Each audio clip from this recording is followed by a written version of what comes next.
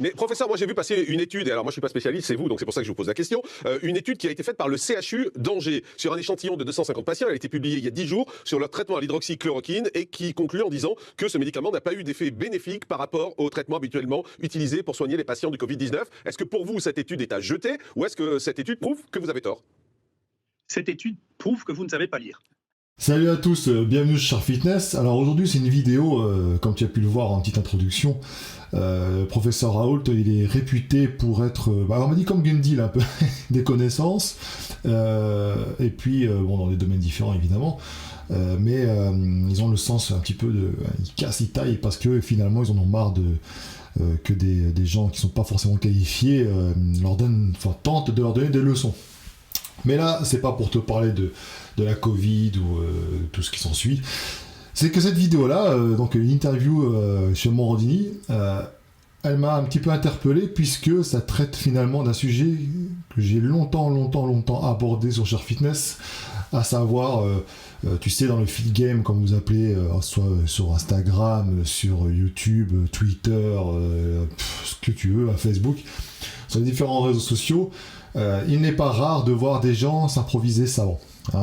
Des gens, donc il suffit, En musculation fitness, il y a deux choses. Ou tu as le physique, tu te mets torse nu et puis tu fais des vidéos. Ou alors tu te mets sur un bureau avec un petit tableau, tu prends des notes, tu t'écris des trucs pour faire style. Et puis ça marche, tu vois, ça marche. Et là où je veux en venir, tu vois, c'est que même dans la communauté scientifique, tu apprends qu'il y a des magouilles. Ça, c'est pas nouveau, de toute façon, on l'a découvert grâce à cette crise du Covid. Mais là, tu vois, c'est un journaliste qui reprend des données qu'il ne comprend pas et qui va essayer de faire la leçon au professeur Didier Raoult, tu vois. Et en fait, c'est exactement ce qui se passe dans le fitness, dans le fit game. Le problème, c'est que, pas tous, attention, faut pas mettre tout le monde dans le panier, il y en a qui sont très très forts, très très compétents pour les études, mais la plupart d'entre nous, tu vois, je m'inclus dedans, on n'est pas capable de décrypter une étude. Je veux dire, n'est pas Gundil qui veut, n'est pas, Willy Janssen qui veut, etc., tu vois. Mais il y en a beaucoup trop qui se la jouent, justement, et qui pensent de donner des leçons parce qu'ils ont lu une étude ou deux, et qui pensent l'avoir compris, et du coup, ça te fait des vidéos pour te donner des leçons, et ça marche. Les gens sont là, ah ouais, tu l'as taillé, ah putain, t'as raconté un truc de fou, là, je te crois. Maintenant, dès que je verrai un youtubeur parler de tel complément alimentaire, je vais lui dire que c'est de la merde parce que ta vidéo m'a convaincu, etc. Mais ouais, mais voilà. Là, cette vidéo-là, justement, c'est pour un petit peu t'ouvrir les yeux. C'est un petit peu ça quand même le principe de Sharp Fitness, c'est pas nouveau. J'ai pas attendu que ce soit à la mode pour le faire depuis 2011. Mais professeur, moi j'ai vu passer une étude, et alors moi je suis pas spécialiste, c'est vous, donc c'est pour ça que je vous pose la question, une étude qui a été faite par le CHU d'Angers sur un échantillon de 250 patients, elle a été publiée il y a 10 jours sur leur traitement à l'hydroxychloroquine et qui conclut en disant que ce médicament n'a pas eu d'effet bénéfique par rapport au traitement habituellement utilisé pour soigner les patients du Covid-19. Est-ce que pour vous cette étude est à jeter ou est-ce que cette étude prouve que vous avez tort? Cette étude prouve que vous ne savez pas lire. Parce que si vous l'aviez lu, ce que moi je fais, parce que je suis un scientifique, vous auriez vu qu'il y avait une différence sur la mortalité qui était tout à fait remarquable à 28 jours entre l'hydroxychloroquine et l'absence d'hydroxychloroquine, mais lorsqu'ils ont fait un test statistique, du fait qu'ils ont interrompu cette étude de manière prématurée, c'est-à-dire qu'ils n'ont pas inclus le nombre de gens qu'ils avaient prévu d'inclure, il y a une différence, cette différence n'est pas significative avec un test statistique, ce qui ne veut pas dire qu'il n'y a pas de différence, c'est pas vrai. Le professeur qui s'appelle Vincent Dubé, qui est coordinateur de cette étude, a écrit, parce que je sais lire malgré tout, dans cet essai impliquant principalement des patients âgés atteints de Covid de forme légère à modérée, ceux traités à l'hydroxychloroquine n'ont pas présenté une meilleure évolution clinique ou virologique que ceux qui ont reçu un placebo. C'est ce qui est écrit. Et... Je sais ce qui est écrit, mais si vous voulez, à la différence de vous, je ne lis pas que les titres ni que les abstracts. Je lis les matériels et méthodes, je lis les résultats. Vous regardez bien, il y a des tableaux dedans. Si vous avez l'article, vous regardez, il y a des tableaux dedans et vous regardez la mortalité à 28 jours. Et vous regardez, et si vous choisissez de prendre d'hydroxychloroquine, c'est que vous avez des problèmes à lire le tableau. Professeur, est-ce que vous avez dit des bêtises? Donc s'il y a moins de morts, c'est les gens qui prennent de l'hydroxychloroquine que chez les gens qui ne le prennent pas. Vous savez, actuellement, il y a une telle force, un tel antagonisme avec l'hydroxychloroquine que le nombre de travaux dans lesquels les conclusions sont différentes des données qui sont analysables est absolument considérable. Professeur, donc je suis ravi que vous preniez cet exemple. C'est un merveilleux exemple. C'est un merveilleux exemple de comment tricher dans la vie. C'est-à-dire on interrompt prématurément une étude qui est en train de montrer que le médicament marche et on fait un papier en disant ça marche pas. C'est un exemple à rêver. Ce qui se passe, on va faire un résumé, c'est que le journaliste, comme la plupart du temps, comme ceux que tu vois à la télé, etc., Il reprend une étude, une étude pas dans son entièreté, il va reprendre les déclarations de quelqu'un qui dit avoir fait l'étude, avoir lu l'étude, etc., pour contredire un scientifique dont c'est le métier. Et ils vont te dire, voilà, l'étude dit ceci, cela. En gros, l'étude dit que ça ne marche pas, hydroxychloroquine, etc. Et en fait, il t'explique, le professeur, il te dit, mais attendez, vous savez pas lire l'étude, déjà, pour commencer.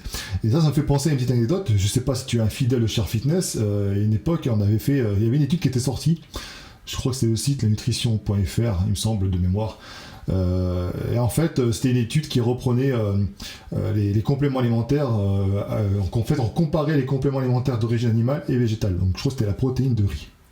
Et ils étaient arrivés à la conclusion que la protéine de riz était quasi similaire à la protéine d'origine animale. En gros, c'était nickel pour ceux qui étaient végétaliens, tu vois, par exemple. Et on en avait parlé dans un podcast avec Gundy. Et Gundy avait dit, mais attends, mais est-ce que tu as lu l'étude ? Oui, l'étude avait été lue. Et qu'en fait, dans cette étude, les données, les tableaux indiquaient tout le contraire. En fait, ils indiquaient bien qu'il fallait 2 fois plus de protéines de riz pour avoir l'équivalent d'une protéine d'origine animale. Voilà. Et malgré tout ça, les mecs ont partagé les conclusions, les machins, et sans vraiment creuser. Là, c'est pareil. Je veux dire, pour un sujet aussi grave que ça, t'apprends qu'en fait, il existe un nombre incalculable d'études qui sont justement, dont les données indiquent l'inverse des conclusions. Et ça, c'est fort. C'est pour ça que je vous dis, faites attention. C'est bien beau de savoir lire les titres, comme il dit tout lui-même, le professeur, hein, l'abstract, etc., la conclusion. Mais c'est pas pour autant que tu as compris l'étude. Et c'est pas pour autant que tu as le droit de te la jouer professeur, être professeur, tu vois, et te dire, attendez, ça c'est de la merde, parce que vous voyez, cette étude, ça prouve que ce que je dis, ça prouve ce que je dis, donc l'autre, à côté, il a tort. Ben non. Et après, c'est de ta faute aussi, parce que tu donnes de la crédibilité à des mecs comme ça. Alors tu me dis, ah, mais attends, j'ai pas le temps, même moi le premier, j'ai pas le temps de lire les études, je fais confiance à des gens que je juge crédibles, mais parfois je m'amuse à aller voir un petit peu. Juste les données pour voir ce que ça donne, comment ça a été fait, etc. Et t'as des surprises, comme j'ai dit plusieurs fois. Gardez l'esprit critique et parfois vérifier. Parfois, s'il n'y a pas de lien, demandez les liens aux youtubeurs ou alors instagrammeurs en question. Demandez-lui les liens de l'étude. Il y a toujours moyen de retrouver l'étude en complet, hein, même si c'est payant parfois. Il y a toujours moyen. Donc, essayez de creuser un peu plus. Et là, tu apprends aussi autre chose. Tu apprends que parfois, en fait, donc les études elles sont financées, tu vois, par les grands groupes. Et comme il avait dit dans une autre interview, par rapport à l'hydroxychloroquine, tu as plus intérêt à financer des études parlant de médicaments, de vaccins, etc., qui vont être potentiellement une source de revenus importante, parce que ça coûte beaucoup plus cher, que financer des études sur l'hydroxychloroquine, qui est fabriquée par des labos en Inde ou je ne sais plus trop où ça coûte pas cher du tout, tu vois. De ce fait, quand ils commencent à faire des études qui démontrent, sur l'hydroxychloroquine, et puis qui démontrent que ça commence à marcher, hop, ils stoppent l'étude, pour des prétextes divers et variés, pour essayer de rebondir sur ce qu'ils souhaitent en fait obtenir comme résultat, en disant ouais, ça marche pas. Sauf qu'en fait, quand tu regardes bien les résultats, c'est pas ce qui est indiqué. Donc voilà, tout ça pour te dire que moi, les gens qui sont sur Cher Fitness, ils me demandent souvent comment je fais ceci, cela. C'est très très simple. Je n'ai rien contre ceux qui font qui reprennent des études scientifiques pour essayer d'avoir quelques petites pistes ici et là. Mais bon, encore faut-il savoir les lire, les études, et parce que c'est bien beau de faire des vidéos avec 2-3 études, 2-3 références, je t'en fais aussi, il n'y a pas de souci. Si pour être crédible il faut faire ça, je te l'ai fait. De toute façon, je sais que parmi vous, il y en a plein qui ne vont pas les comprendre, qui ne vont pas les lire, donc ça fera style, tu vois. Je suis 40 études à la suite, là, et puis non. Et puis à la limite, je censure les commentaires qui me disent c'est de la merde ton truc, les études, ça veut rien dire. Tu vois. Je n'ai rien contre ça, contre ceux qui essayent d'apporter des connaissances en plus, mais concernant la musculation, moi, personnellement, les études scientifiques, je m'en bats les steaks. Je te le dis, je m'en bats les steaks. À la limite, pour les compléments alimentaires, ce genre de choses, pourquoi pas. J'aime bien savoir si c'est un truc qui fonctionne ou pas, tant qu'à faire, c'est intéressant. Mais pour la musculation, je veux dire, il n'y a pas besoin de faire des choses compliquées. C'est la mode en ce moment de rendre tout compliqué, de se rendre savant, parce que voilà, la musculation pense avoir fait le tour. Il faut trouver quelque chose, il faut exister, donc sur le YouTube Game, donc il va falloir trouver un moyen de se rendre plus crédible, et donc du coup, au lieu de faire ça à la salle, on fait ça à la maison ou sur des posts Instagram ou je sais quoi, à base d'études, à base de connaissances que tu as cherché sur je sais pas où d'ailleurs, et en lisant les titres et les résumés, les conclusions. Mais bon, le problème c'est que ça en fait ça peut créer des données contradictoires chez les gens, Et après, ça peut semer le doute. La musculation, moi perso, je te dis, tu fais comme tu veux toi, moi perso, ce que je fais pour la muscu, les études, je m'en fous. Ce que je fais à l'ancienne, c'était quoi? C'est que les anciens progressaient aussi. Hein. Alors, ils avaient des méthodes d'entraînement, c'est ce que j'essaye de faire partager à travers mes vidéos training. Bon, j'ai été un petit peu stoppé par le Covid là, mais je vais reprendre ça dès que c'est fini. Tester des méthodes d'entraînement de diverses personnes, et puis voir par le test, par moi-même, si ça fonctionne sur moi. C'est ça le principe en fait. Je m'en fous de savoir que telle étude a démontré que les séries longues, ça pouvait faire perdre tel pourcentage de masse graisseuse. Je m'en fous. Franchement, je m'en fous. Qu'est-ce que j'en ai à foutre, franchement. Moi, je préfère faire le par moi-même, et puis je perds moins de temps parce que t'as certains qui sont enfermés dans les études, tu vois, ils sont enfermés dedans. Je vois des mecs dans les commentaires, dans les questions, des fois ils me posent des questions.